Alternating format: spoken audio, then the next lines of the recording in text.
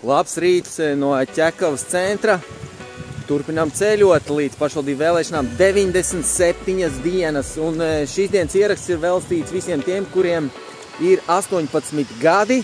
Un šogad šīs būs jūsu pirmās vēlēšanas.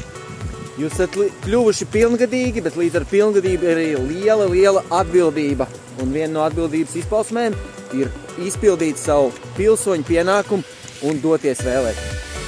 Ar šo ierakstu es gribu aicināt jūs aizpildīt mūsu sagatavoto aptauju par to, kas tieši jauniešiem un jaunajiem vēlētājiem ir svarīgs, lai tiktu realizēts Ķekavas novadā nākamos 4 gadus. Tāpēc meklē anketu apraksta daļā, aizpildu un ar savu komandu mēs izskatīsim jūsu atbildes un ļoti iespējams, ka vairākas lietas iekļausim arī savā priekšvēlēšanu programmā.